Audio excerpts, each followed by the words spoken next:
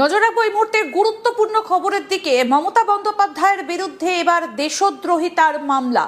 বাংলাদেশের কাছে তিনি কি গোপন তথ্য কোনো ফাঁস করে দিয়েছেন, এই প্রশ্ন উঠে আসছে। কেন জানেন? কারণ মমতা বন্দ্যোপাধ্যায়ের একটা বক্তব্য আপনাদের নিশ্চয়ই মনে আছে।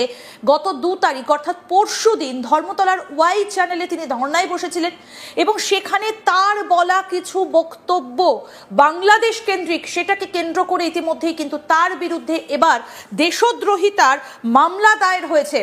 সেই কপি আপনাদেরকে আমরা দেখাবো। কি বলেছিলেন মমতা বন্দ্যোপাধ্যায়? আগামী দিনে এই যারা তৃণমূল বলে নিজেদেরকে দাবি করছে তারা তো দলের প্রতীকও দাবি করতে পারে।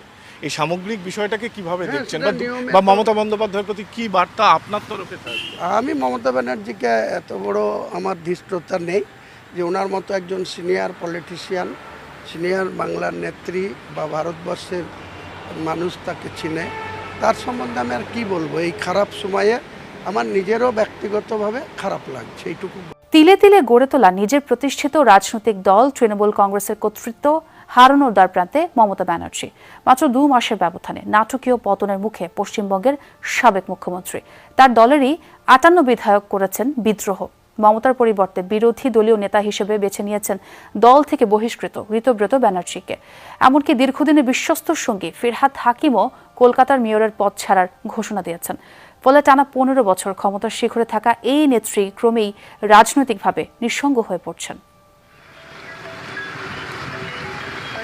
1998 সালে তৃণমূল কংগ্রেস গঠন করেন মমতা ব্যানার্জি।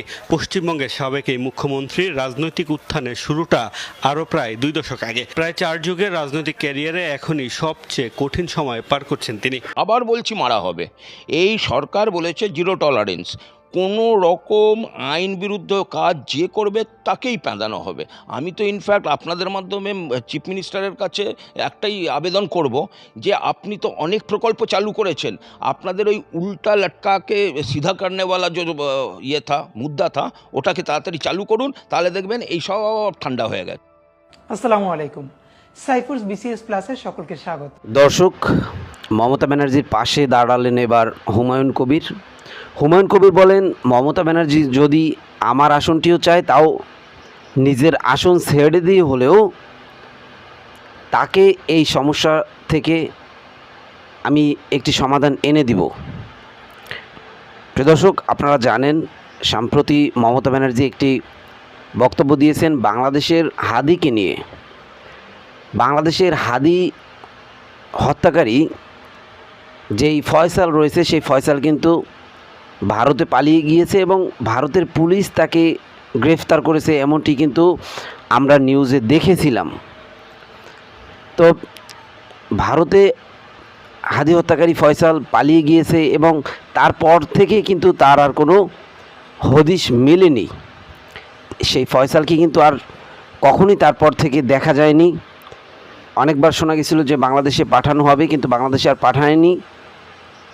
এই না পাঠানোর পিছনে শুভেন্দু অধিকারীর হাত আছে, এইরকম ইশারা দিয়েই কিন্তু উনি কথা বললেন এবং ওনাকে তারপর থেকেই দেশদ্রোহীর সার্টিফিকেট দেওয়া হলো, দেশদ্রোহীর মামলাও ওনার নামে করা হয়েছে।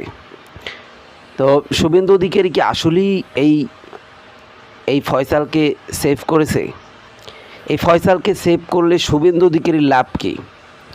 যে ফয়সাল হাদিকে প্রকাশ্যে মেরেছে সেই ফয়সালকে এবার শুভেন্দু অধিকারী কেন সেভ করলেন? এই ফয়সালকে কেন শুভেন্দু অধিকারী বাঁচালেন? সেই বিষয়টি কিন্তু মমতা ব্যানার্জি যখন একটু উস্কে দিল, বাংলাদেশের প্রত্যেকটি নিউজ চ্যানেল কিন্তু এই বিষয়ে নিউজ করেছে, আপনারা দেখেছেন। প্রিয় দর্শক, আপনার কাছে কি মনে হয় যে আসলে বাংলাদেশের হাদি হত্যাকারী ফয়সালকে বাঁচালে শুভেন্দু অধিকারীর কী লাভ হতে পারে? এবং মমতা ব্যানার্জি এতদিন কেন বলেননি? মমতা ব্যানার্জি তো এতদিন, এই নির্বাচনের আগে তো অনেক আগেই এই ফয়সালকে ধরা হয়েছিল, পুলিশ গ্রেফতার করেছিলেন, আমরা দেখেছি ভারতের পুলিশ। তো মমতা ব্যানার্জি তখন কেন বলেননি, এখন কেন বলতেছেন? মানে তখন কি তিনি চেয়েছিলেন যে আসলে ভারত যদি এই ফয়সালকে বাঁচায় তাহলে বাঁচাক, সমস্যা নাই, নাকি উনি ক্ষমতায় আসার পরে এই ফয়সালকে বাংলাদেশে পাঠিয়ে দিতে চেয়েছিলেন? তো তো এই পুরো বিষয়টি কিন্তু ঘোলাটে রয়েছে এখনও। তো প্রিয় দর্শক, চলেন আমরা বাদবাকি ভিডিও ফুটেজ দেখি। সেই ভিডিও ফুটেজ দেখার মাধ্যমে আমরা বুঝতে পারবো। দর্শক,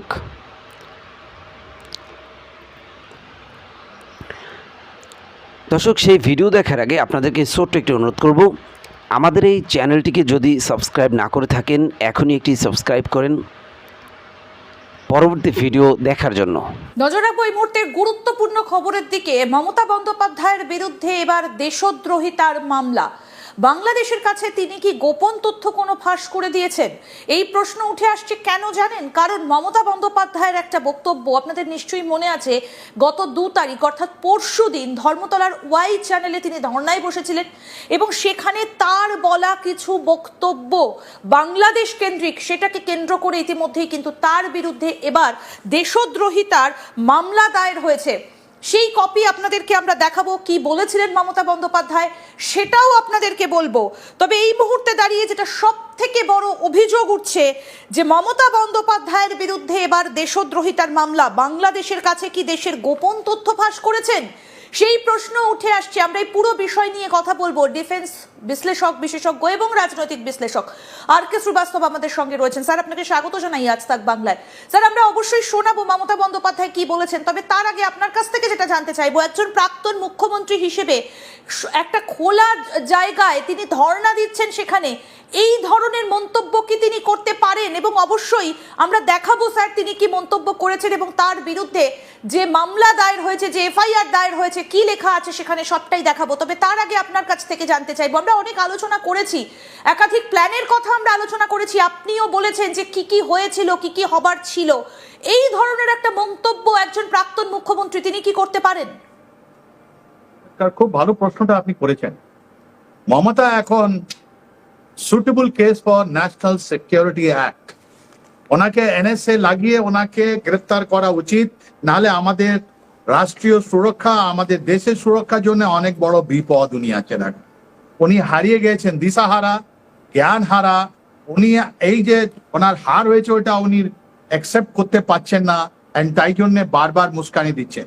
15 বছরের যদি ওনার ইতিহাসটা আপনি তাকান, আপনি বাংলাদেশ নিয়ে ওনার যেরকম ওনার যে কথাগুলো আছে, একদিকে পয়েন্ট করছেন উনি একটা deep state actor, important actor, and যতগুলো এই বিজেপি পাওয়ারে এসে ওনার যতগুলো প্ল্যানিং আছে ওটা শেষ খান করে দিয়েছে।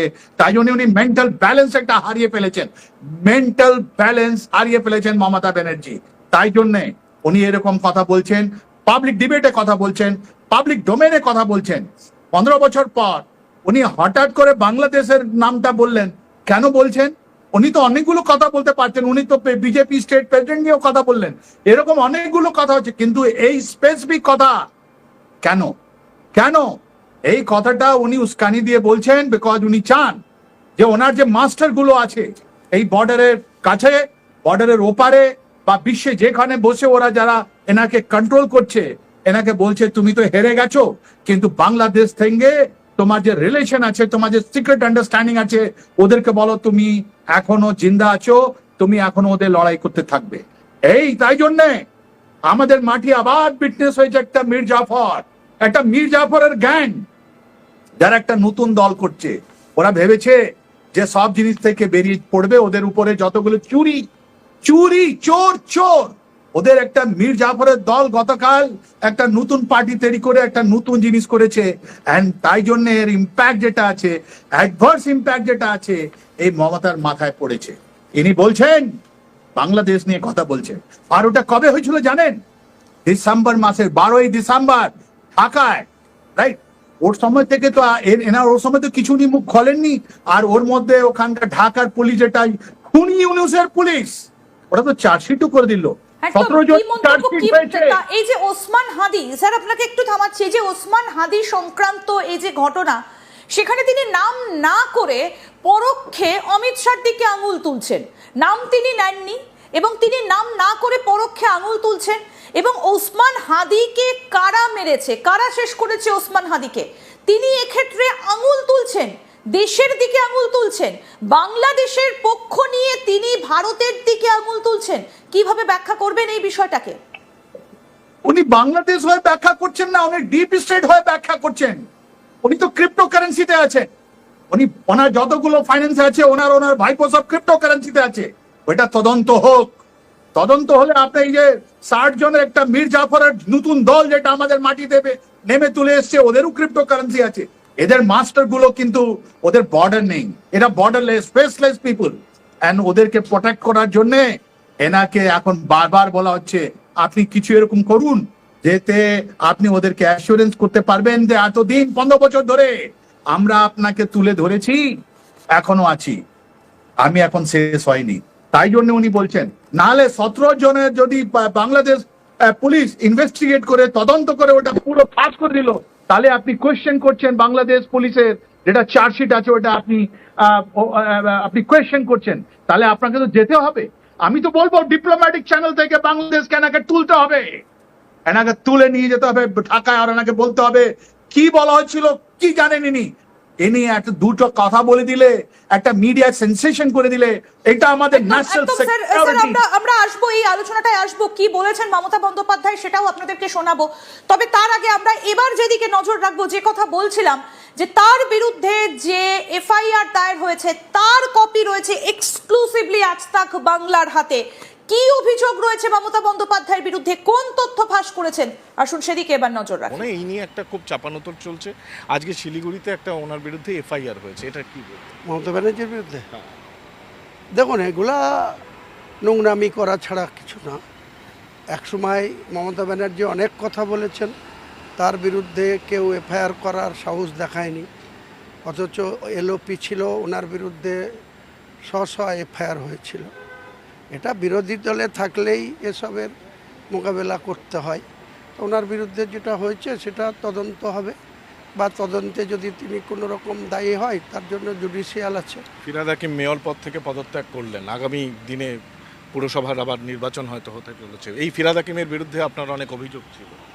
ফিরহাদ হাকিম যদি প্রকৃতপক্ষে দলটার সৈনিক হতো, তাহলে মমতা বন্দ্যোপাধ্যায়কে অনেক আগে থেকেই এইসব ভুলগুলার বা উল্টোপাল্টা সিদ্ধান্তের বিরুদ্ধে ওনাকে বোঝাতে পারতো, তাহলে আজকে এই পরিণতিতে আসতো না। কলকাতা পুরসভা নির্বাচন নিয়ে কি আমজনতা উন্নয়ন পার্টি নিশ্চয়ই অংশগ্রহণ করব এবং যতটা সম্ভব প্রার্থী দেওয়ার চেষ্টা করব। কোথায় একটু সেন্টেন্স করব? হ্যাঁ বলছি তো, আপনার কলকাতা পৌরসভাতে নির্বাচন কমিশন, স্টেট নির্বাচন কমিশন যখন আনুষ্ঠানিকভাবে ঘোষণা করবে তার অনেক আগে থেকেই আমরা প্রস্তুতি রাখছি। কলকাতা কর্পোরেশনের 144টা কাউন্সিলরের সবটা না পারলেও 60% 70% ক্যান্ডিডেট দেব। মমতা বন্দ্যোপাধ্যায়ের প্রতি তো আপনার চিরকালই শ্রদ্ধা ছিল, আজকে ওনার পার্টি ভেঙেও আরেকটা তৃণমূল তৈরি হয়েছে। তো মমতা বন্দ্যোপাধ্যায় বিজেপির বিরুদ্ধে লড়াইয়ে যৌথ আন্দোলনে যদি আপনাকে ডাকে আমজনতা উন্নয়ন পার্টির তরফে বা হুমায়ুন কবির, আপনি কি যাবেন? যদি কিন্তু কোনো জবাব হয় না, যদি কোনো সময় ডাকেন তাহলে সেটা নিশ্চয়ই ভেবে দেখব। কেন্দ্রীয় স্বরাষ্ট্রমন্ত্রী অমিত শাহকে উল্লেখ করে তিনি বললেন বাংলাদেশে যা ঘটেছে তার জন্য নাকি তিনি দায়ী। এই যে বারবার এমনকি তিনি বাংলাদেশকেও উস্কানোর জন্য উঠে পড়ে লেগেছেন, তো এটা কি একটি দেশদ্রোহিতার পরিচয় বলে আপনার মনে হয়? ঠিক এই যখন এর সরকারটা ছিল, আমরা যে বিভিন্ন সময় বলতাম যে এখানে একটা চক্রান্ত চলছে, যে পশ্চিমবঙ্গকে পশ্চিম বাংলাদেশ করার চেষ্টা করা হচ্ছে, এবং ওনার যে স্লোগানগুলো আমরা সব সময় বলেছি, স্লোগানগুলো একটাও আমাদের এখানকার স্লোগান নয়, সব বাংলাদেশে জামাতিদের স্লোগানগুলোকে ধার করে এখানে করেছে। এটা আমি অন্তত মনে প্রাণে বিশ্বাস করি উনি যতদিন এটা হার মানছেন, একটা দিন ওকে হার মানতেই হবে যে আমার রাজনৈতিক কেরিয়ার শেষ, তার আগে উনি একটা জঘন্য কিছু করার জন্য সব রকম চেষ্টা করে যাবে। সেটা হতে পারে কোনো সাম্প্রদায়িক দাঙ্গা, সেটা হতে পারে ইন্টারন্যাশনাল রিলেশনশিপ খারাপ করার জন্য কিছু একটা মোস্ট ইরেসপন্সিবল, অসভ্য, বর্বরের মতো এটা মন্তব্য। আজকে উনি নিজেকে ভালো সাজার চেষ্টা করছেন, এগুলো হচ্ছে আন্তর্জাতিক বিষয়, এরকমভাবে কখনো মন্তব্য করা যায়? ওরকম ন্যাকা কথা আমি নাম বলবো না, আমি বলতে পারি। আরে আপনি নাম বলতে পারবেন না, বলতে পারেন আপনার ভাইপো কী চুরি করেছে সেটা আগে বলুন, কত হাজার গরু চুরি করেছে সেটা বলুন। আপনি বাংলাদেশে কী হয়েছে সেই নিয়ে বলছেন। বাংলাদেশের জামাতির সদস্যকে এরা করেছিল সাংসদ, সেদিন থেকেই তো বোঝা গেছিল যে বাংলাদেশে যে অশুভ শক্তি আছে তাদের সাথে এদের একটা ভালো যোগাযোগ আছে এবং তাদের ন্যারেটিভকে আমাদের পশ্চিমবঙ্গ এবং ভারতবর্ষে এনে এখানে একটা অশান্তি সৃষ্টি করার একটা বিশাল চেষ্টা। এই তো আজকে নতুন সরকার এসছে, অলরেডি জমি হ্যান্ডওভার হয়ে গেল। এবং আমার ধারণা এই যতগুলো করছে, সেটা আপনি সিপিএমের বলুন, হকার উচ্ছেদ নিয়ে বেশি তিরিং লাফাচ্ছে, সব স্টেশনে ঘুরছে, বা তৃণমূল করছে, এদের আসল হচ্ছে যে এটা তো ঘটনা, মানে যারা ধরুন সাধারণ মানুষ আমাদের দলকে ভোট দিয়েছিল তারা প্রত্যেকে খুশি যে একটা সরকার যারা 9 তারিখে প্রথম একটা হলো, মন্ত্রিসভা তৈরি হলো, 1 মাসও হয়নি, কতগুলো প্রকল্প। যখন আমরা ভোটের আগে বলেছিলাম আমরা অন্নপূর্ণা যোজনা চালু করব, এরা বলেছিল এরা ভাওতা দিচ্ছে, ওটা আজ থেকে পেমেন্ট শুরু হচ্ছে। আচ্ছা, বার্ধক্য ভাতা, তারপরে আপনার বিধবা ভাতা, এগুলো দ্বিগুণ হয়েছে। দর্শক, এতক্ষণ তো অনেক রকমের ভিডিও দেখলেন যে শুভেন্দু অধিকারীর উপরে ভারতের হিন্দুরাই খেপে গেছেন, ভারতের হিন্দুরাই চাইতেছেন যে শুভেন্দু অধিকারী ক্ষমতা থেকে শুভেন্দু অধিকারীকে টেনে হিঁচড়ে নামাতে। তো ভারতের হিন্দু ভাইরাই কিন্তু এবার শুভেন্দু অধিকারীর পিছনে লেগেছে, এবং এই যে হিন্দুরা এরা কিন্তু কোনো দল করে না।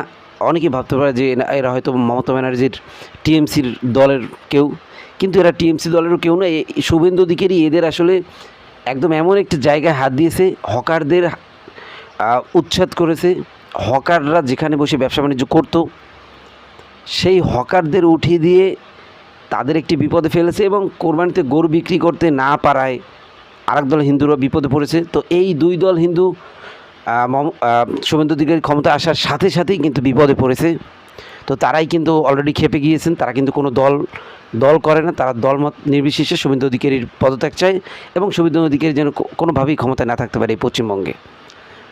প্রিয় দর্শক, এছাড়াও আপনারা এতক্ষণ দেখলেন যে হাদির ব্যাপারে, হাদির ঘটনা নিয়ে অনেক তথ্যই কিন্তু এখন বর্তমানে ছড়াচ্ছে। তো পরবর্তী ভিডিও দেখার জন্য আমাদের এই চ্যানেলটিকে সাবস্ক্রাইব করেন। আজকের মতো আমরা এখানেই শেষ করলাম, আবার দেখা হবে নতুন কোনো ভিডিও নিয়ে। সে পর্যন্ত ভালো থাকবেন, সুস্থ থাকবেন, ধন্যবাদ।